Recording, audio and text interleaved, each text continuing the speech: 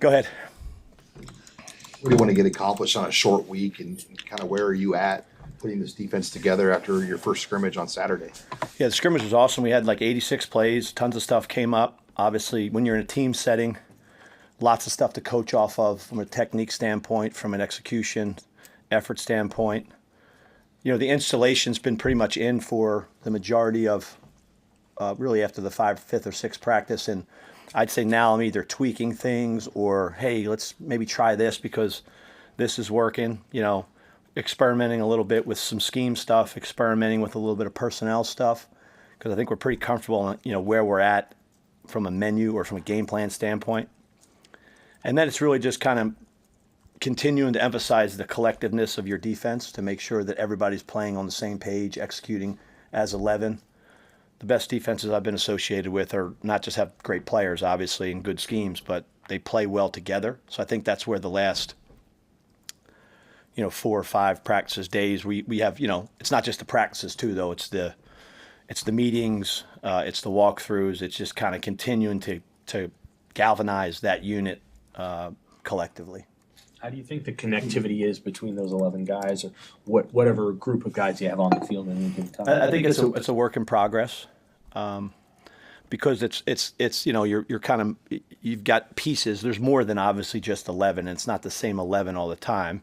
You know, we probably have a pretty firm 2 deep right now in terms of guys that are in the mix at different positions. And you know, when we're saying multiple, we're multiple scheme wise, but we want to have as many personnel groupings as we can have that would then utilize our personnel. You know, some individual players do certain things. So that's one of the things, maybe going back to the first question, is how can we maybe, this guy kind of knows our scheme right now, but how can we maybe try him in a little couple different spots to see if he could add value to our defense. So I think it's getting there. And obviously we have the summer and really training camp to really, you know, get that thing tight. What do you feel best about so far this spring about the defense? I mean, is there anything you feel really good about this defense? You know, I think we've been, if you look at the numbers, we've been, you know, playing some pretty good man coverage. I think some of the additions we have in the secondary have allowed us to do that. And then we've kind of moved some guys around, and that's helped us. I think we've got some pretty good blitzers that we've been utilizing in different spots that I'm excited about, you know. So those 2 areas I think are things that just kind of initially stand out. And I think the continued development of our defensive line has been good. You know, Terry's doing a nice job with Phil, and I think those guys are coming along, since obviously that's an area of, you know, that we lost some guys last year, but I think that they're getting better. So they would be the 3 areas that just kind of popping off of my head. How much have you grown in the secondary as far as finding players that you can trust? Rhule mentioned the other day, I think he said 6 corners and 5 safeties who could start. So where is that in comparison to where it was 11 practices ago? Well, I think it's a long way away from the end of the season, even, because you kind of wondered where you were at, and then we added some pieces, and I would say all those pieces that we've added, not only in the secondary but on our defense, we're excited about. And we do feel like we've got, just as Matt said, those 6-ish guys that have gotten reps with the ones in different kind of scenarios. And some of them have played some other positions too, which helps us, allow us maybe to play at times 3 corners on the field, or obviously 3 true safeties. So it allows us to kind of put different pieces to the puzzle together. But I would say that unit collectively, as not only the numbers of it, but also how they've performed has been an area I think that should be a strength for us, you know. And that's kind of, you guys have asked me about Snow a little bit, and that leads into that a little bit. Like, you know, he has so much experience at other places with Matt, and so I'm constantly saying, okay, where do you think we are relative to this place, or where do you think we are relative to your, and you know, that's kind of some good feedback, and I think we're in a pretty good spot right now, and with our back 7, really, not only just our secondary, but we're probably, you know, 3 deep at 2 linebacker positions that, and some of those guys add some pretty good versatility. So you talk about the back 7. What about your front guys? What's the depth looking like there, and what did you see on Saturday from them? Yeah, I think that's a continued, you know, work in progress. I think there are some guys that have solidified themselves as probably frontline players, but I think we have numbers there that we are trying to kind of stack, so to speak. Whereas this guy after 10 practices, I think that's probably something maybe more so than the back seven that's really going to probably take its way all the way through training camp, just because the grind of that position, the health that's needed at that position, I think will affect things. And then obviously I think we have a couple young players coming in at that position that may end up helping us, So I think there'll be some maybe more fluidity there than maybe there is in the back seven. Andrew Marshall was an all-conference player at Idaho. How has he blended in here as a guy with a lot of experience and accolades coming here as a transfer? Yeah. I think I just mentioned that all the new guys we've talked about have really been nice additions. And I'm trying, I know you guys don't like this, but I'm trying my best not to single anybody out not because I don't want to give you guys information, because at the end of the day, it's all about building a team. But I would say we're very happy that Andrew's here, and I think he's going to have a strong impact on what we're doing in the back end. Hey, Coach, with the three safety positions on your defense, if you're going that avenue, what traits do you look for that kind of help you determine who fits where best? Right. From a secondary perspective, just as defensive back player, there's really three things you have to be able to do. You got to be able to cover, you got to be able to tackle, and you got to be able to play the ball. And if you can do those three things within their own little kind of guidelines underneath of that, you're going to be a really good player. So like from a coverage perspective, you got to be able to play man, zone, and some type of match principles. You have to be able to tackle, and tackling is a lost art in today's game because of when you emphasize player safety a lot of the times you sometimes sacrifice the physicality of how you're practicing tackling. So that's an area that's just we are continuing to work and develop that I think is critical.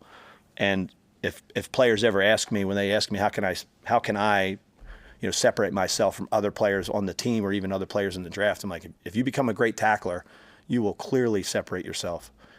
So I think that's a huge trait. And then the ability to defend the ball, whether you're breaking it up or intercept it. Did studies throughout my 10 years in the NFL. If you're a player in college that's around the ball in college, you're going to end up being around it and intercepting it in the pros. So those are the three, traits from a trait standpoint. And then you got to be smart, tough, and dependable, because you got to be somebody that, offenses are moving constantly. If you watch college football and pro football, very rarely is an offense going to break out, line up in a formation, and stay that way. There's going to be motions, shifts, sometimes multiples within plays. So you got to be smart. You got to be able to communicate. You got to be dependable. You got to be someone you can count on. So those traits, I think, are the ones that when you're looking at who's out there for us, it'll be those guys that have those physical traits we just mentioned, and then that level of smarts, toughness, and dependable that they can execute, play with effort, and finish. If someone asked you how much physicality is there in a typical Matt Rhule practice, how would you characterize it? I've only worked with Matt for a full season, a training camp, a full season, and a spring, and I would say that is the level of physicality that he demands is elite, meaning that we are going to practice very hard. We're going to maximize the value of every single period. There's going to be a physical element in every one of them, whether it's individual, special teams, 9-on-7, perimeter. Like there's really, the only time we're jogging through and running through is right before practice. Other than that, everything is physical. And I told him that as the season was going last year. I mean, I think that's obviously a trait that his teams have always had, and now you know why. Because in order to be physical, you have to practice physical. You can't practice at a certain tempo and then expect that tempo is going to reflect itself, come games. So I would say that would be my first impression just overall. If somebody said, why has Matt had so much success? I'm like, it's because we practice hard and we practice physical, we practice tough. And I think that shows itself on what I saw from afar in his teams at Temple and Baylor, and then obviously what we're going to be about and have been about here. Back to the tackling for a second. When you show guys on your team clips of who's a good tackler, both guys that you coach in the NFL or even a player here, who are you showing them clips of? I am showing them clips of secondary players that we had in Buffalo, obviously. Guys like Jordan Poyer was an elite tackler. and worked at it. And it's not just like, hey, he's an elite tackler. It's because he would work at it in practice and he'd stay after. The kid, Taron Johnson, who's their nickel, was a great tackler. And then that kid, Christian Benford, that just signed, he was, I think one year he was the number one tackler in the league in the secondary. And a lot of it has to do with the fundamentals. It also has to do with the size of the players. You have to be big, strong. So, but I think you show everything, right? So like we had a presentation in the spring about Peanut Tillman, how he punches the ball. So you're just trying to use resources at all aspects of, okay, this is what we're coaching you on. And we always joke, sometimes you don't believe us. So let's just show you an NFL player doing it exactly like we coach it. Or let's show another guy we've coached in the past doing exactly like we coach it, because you're always trying to just give examples of what we expect, showing other people doing it correctly, and then therefore convincing them that they can. And tackling is a constant.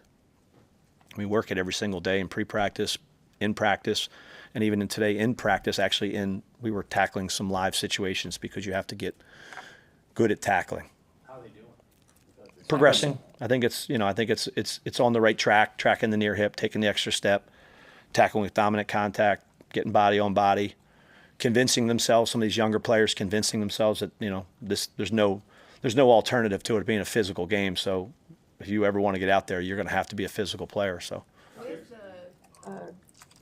With the emphasis on player safety, how do you find the line between still being physical, still making dominant contact, but also recognizing that if you cross the line, then you'll get flagged and penalized for it? yeah, I think the constant thing is you're emphasizing player safety and health, but you're also convincing them on the level of physicality that's required. So you have to, that is a fine line, because football is a unique game because of the tackling aspect and because of the injuries that come with not just tackling, but how physical the game is. But I think what I've learned through the years is there's no substitute for actually tackling bodies. So like you can drill tackling a bag, and you see all these cute toys, the roller, donut bag, and sleds and things. But at the end of the day, like you have to practice tackling bodies, fitting up against bodies, striking bodies, and then tackling them to the ground at enough times to get you where you need to be. So I think it's just, I think what happened was when the player safety thing kind of really hit its peak, a lot of people backed away from the physical element of it and just constantly were teaching the fitting and the wrapping. And I think that's why the tackling has suffered through the years. So I think with Matt and how he emphasizes it and how we follow his lead, I think that's allowed us to be one of the better tackling groups. Speaking of the NFL, we won't get a chance to talk to you, I think, again before the NFL draft. So, NFL defensive backs really well. How do you assess, as Tommy and Isaac go into it, and then just the guys here, what do you tell them about, their potential futures, and what do you feel like Tommy and Isaac can potentially Yeah, as far as the guys that I was with last year, not just all the DBs, but all the players, I think they've all put themselves in pretty good positions based on the feedback that I've gotten from NFL scouts that I know personally, secondary coaches, defensive line coaches, defensive coordinators, GMs that have called me that I've either worked with or a personal relationship. So a lot of those guys that participated in Pro Day, and even some of the offensive guys, just because they always want to know who knows stuff, I think they've really helped themselves with their off season. So it's going to be an exciting time for them. And at the end of the day, what I tell them is that where you get drafted is just where you start, because at the end of where you get drafted and who you get drafted to, that's just the beginning. And now the work begins again, and your pro career will be determined on the work that you put in the organization that you're in, and it'll have nothing to do with what you've done to this point. So I think that's the biggest thing they've got to understand, whoever it happens to be, whether it's Giff or Ty or Nash or Thomas Fidone, people have called about, or MJ. There's been a lot of them. So I'm glad that they're calling about him, because that means if they're calling about him, they're interested in adding him to their organization. Terry Brady's a new face. What sort of defines him? You oversee it. What has sort of defined him so far in your eyes? I would say the first thing is his work ethic. He's here all the time. He's working hard at it. He spends a lot of time with the players, within the rules and the hours you can spend, but like really, really investing into those guys. And I would say that, a quality that you want with all of your staff members is the loyalty to, like, okay, this is what he's coached it to do, but this is the way you guys want to do. I want to do it this way. Meaning like toeing the line and doing it exactly as Matt expects and as I expect, we expect, I guess you'd say. So I think he provides a lot of energy. I know he's looking forward to getting out on the road recruiting someday. I told him he can have some of my recruiting days, but we'll see. But I just think he's been a good, fresh addition to the staff that I think is going to continue to help our players get better. How, if at all, has your vision of what this defense is going to look like has changed from the beginning of spring to now, just a little bit over a week later? I don't think it's really changed at all from a vision standpoint. I think I have a clearer picture of schematically what we're going to be able to do, of our personnel, obviously, considering, I knew the majority of the roster, but a lot of those guys have still gotten better. I think our offense has continued to get better. So then you measure it on like, okay, their improvement versus our improvement and where we are relative to where we need to be. So from a schematic standpoint, from a personnel standpoint, the picture's just getting clear. And then obviously we just got to keep emphasizing the execution, the effort, finishing plays, those types of things. Because that ultimately is the identity of your unit, is going to be how hard they play, how well they execute, how fast and physical they are, and are we making plays when the money's on the line in the fourth quarter or on third down or in the red zone. All good. Thank y'all. Thank you. Have a good day.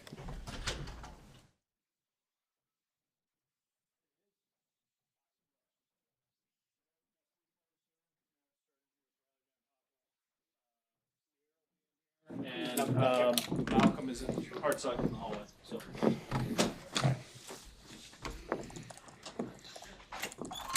Questions for Riley?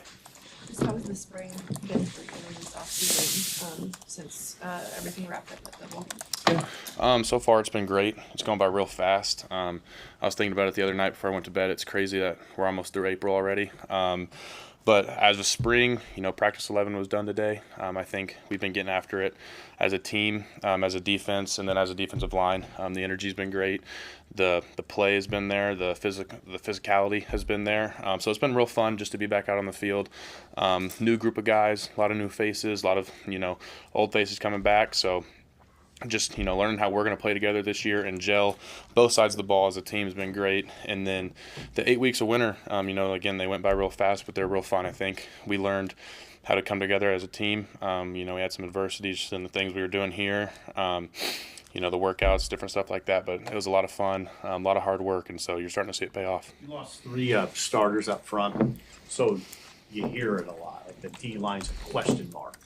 Is that a motivator? What do you think? What goes through your mind when you hear that? In our room, we don't really focus on the outside noise. People can say what they want about us. They can doubt us. They can praise us, but we're not going to let it affect what we do. We lost three starters. We lost three guys who produced a lot, but at the end of the day, every team loses people, I think. No one, as much as I love them, no one's irreplaceable. Everyone's different in their own ways, and we have a great group coming back this year. People are stepping up to be leaders. You got new guys who are coming along great, just learning how to play together and gel together. It's a different room, but I'm loving where we're at. I'm very confident in us. We have depth, we have talent, and we have energy. It's fun.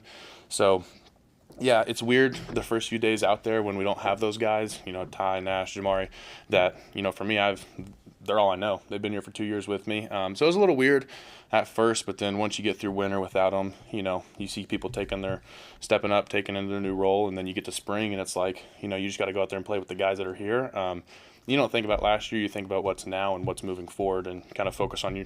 And back to the question, the voice outside, people, like I said, people can doubt us, but we know what we got inside our defensive line room, and we're going to worry about what we do and keep it at that. Hey, how hard was it to stay in that 4-game redshirt last year? Because obviously you could have helped the defense all year, and you had to kind of sit back and play those 4 games strategically over the course of the season. Yeah, it was tough at first. I'm not going to lie. You go through all winter and all spring and summer, putting in a lot of work, and mentally I was very confident where I was at, thinking I was going to play a lot, and then you get redshirted a couple weeks in, and it was hard. Someone said it to me the other day, but it was like, football is what I do, it's not who I am, and I had to realize that real quick. And so my mindset went from what can I do on Saturdays to how can I help the team, and whatever role that was, whether it was morning lifts, being on the scout team, giving looks, helping the offense, or not even that, just helping the guys that we're going to play that week learn the defense, know what's going on, watch tape against whoever we were playing, and just be ready. And then, keep the guys, on home games at least when I was on the sideline, keep the guys in the game. Bad play happens, what's next? We got to go out there. So it was rough, but at the end of the day, I think personally it allowed me to take a lot of pressure off myself and really develop as a player. I got to go out there. I kind of looked at it as, I got 3 days a week to go out there and just play football.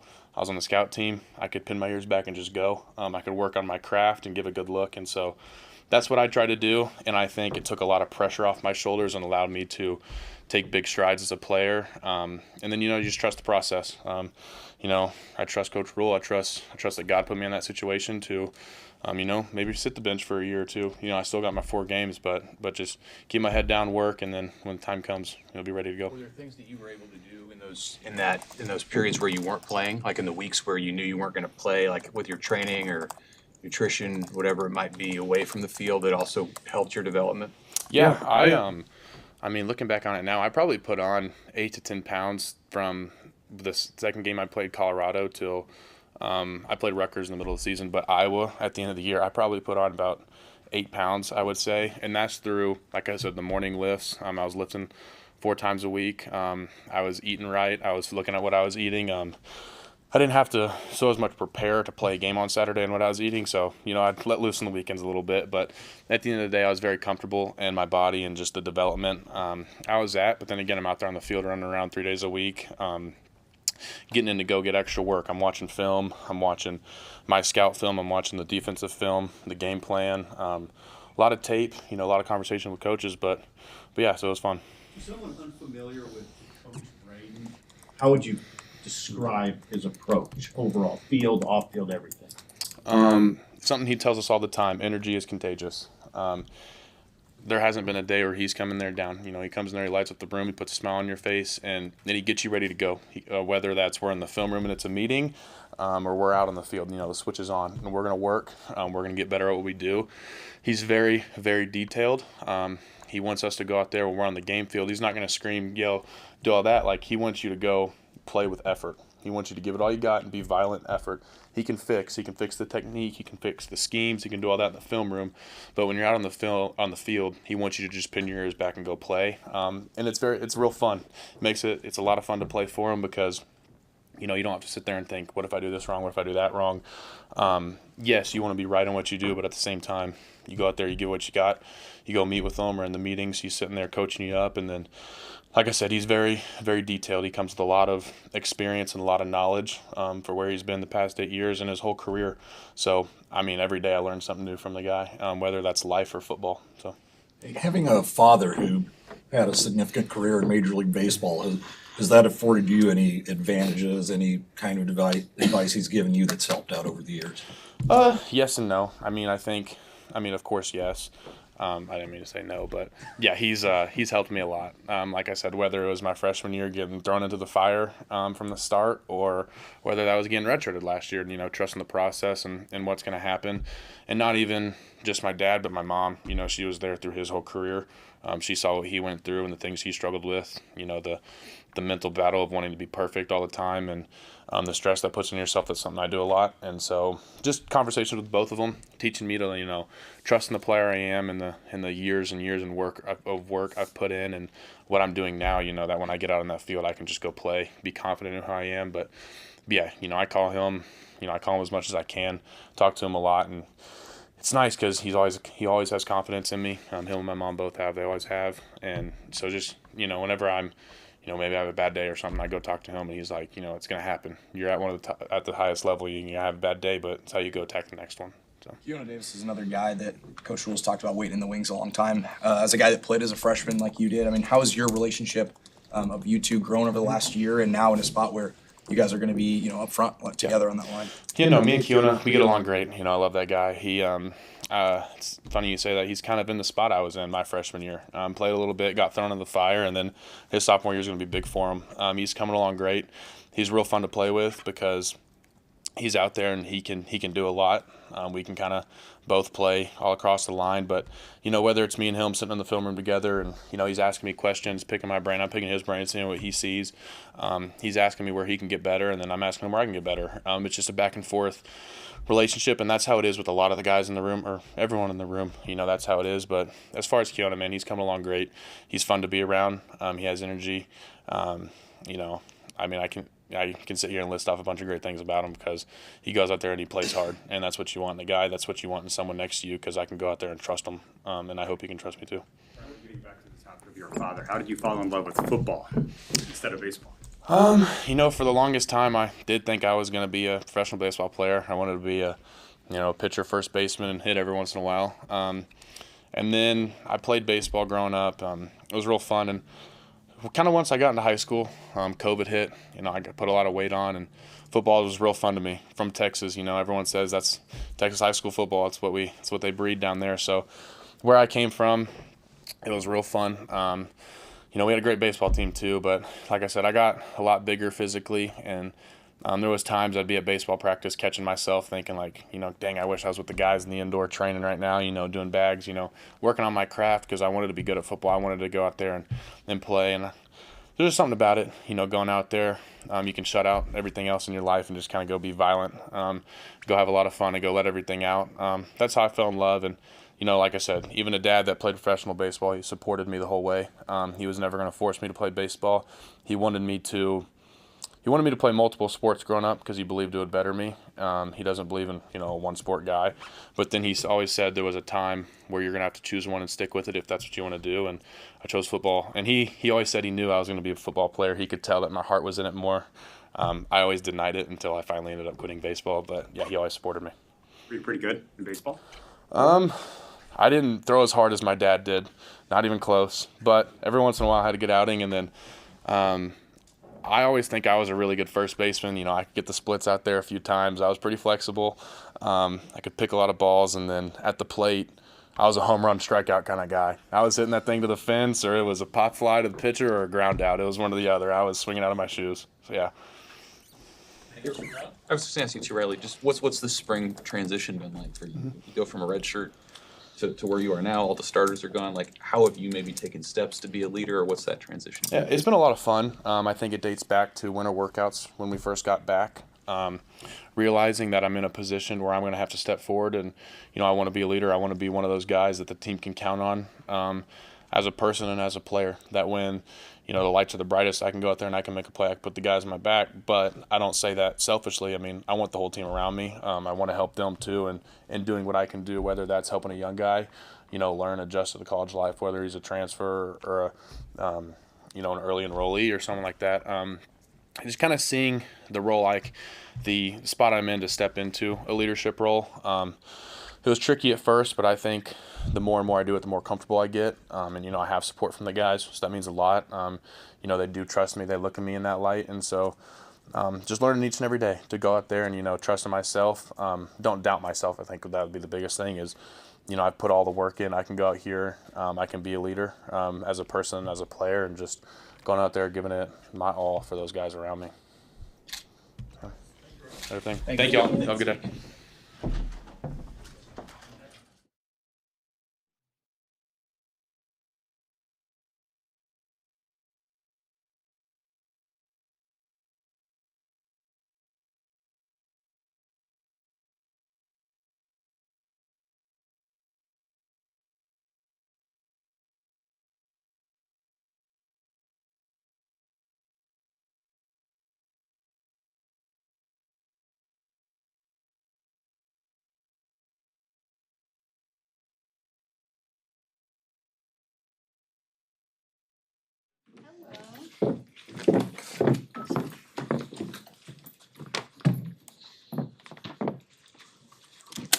All right, questions?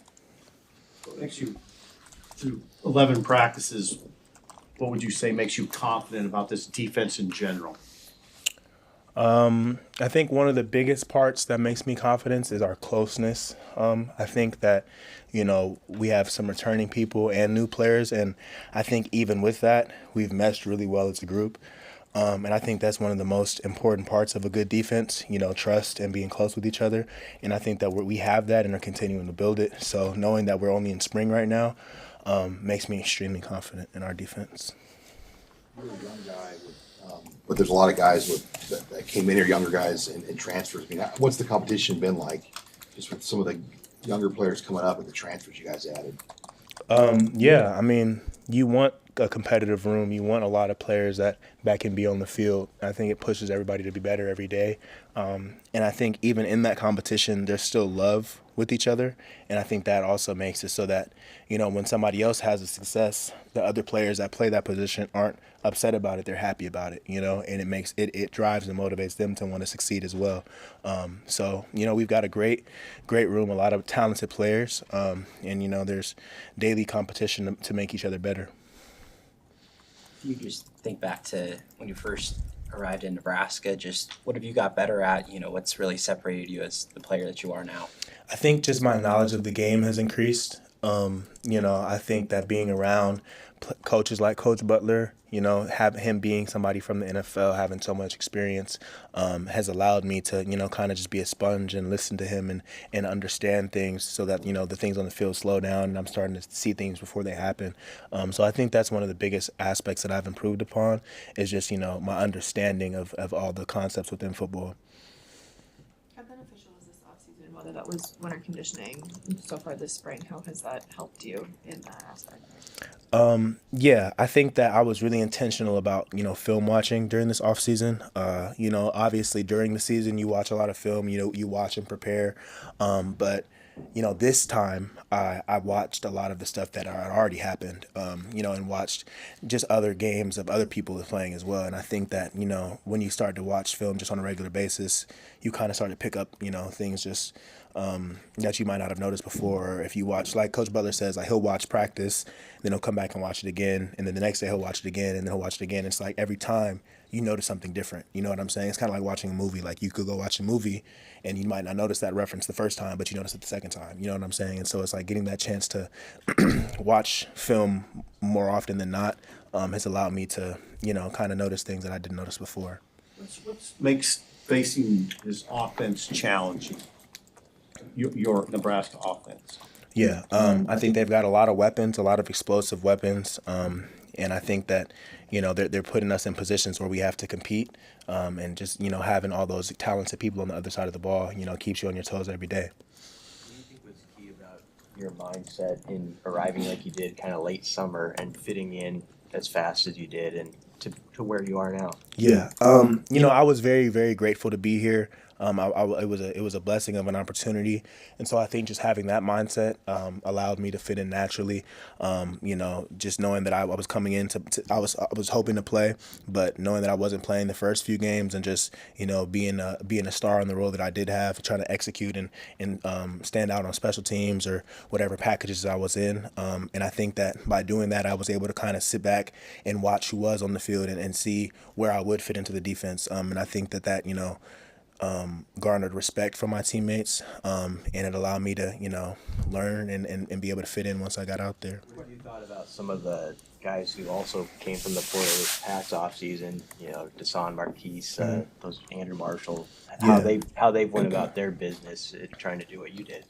Yeah, I think that the staff does a great job of bringing players in that fit well into the team. I think that players like Deshaun and Marquise jumped in, and it was like they were already here. You know what I'm saying? And I think that they're very open about asking questions and learning the defense. But I think that the fact that we all spend time with each other off the field allows us to get closer with each other so that we can build that on-field chemistry.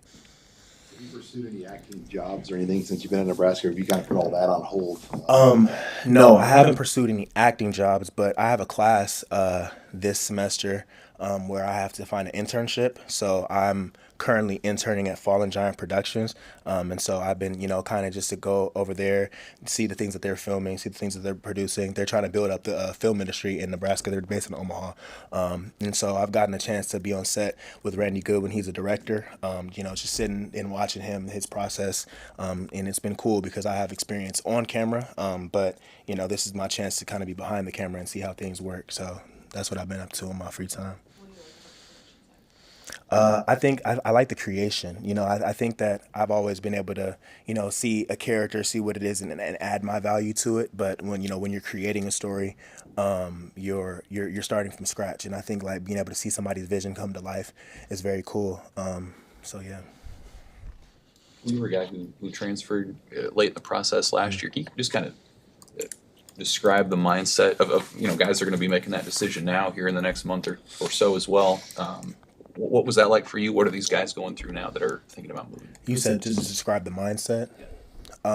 Yeah, I think that transferring, you got to just make sure you're going into a place that is right for you. You know what I'm saying? I think that whatever decision that is made from whoever it is, just you're going into a new place.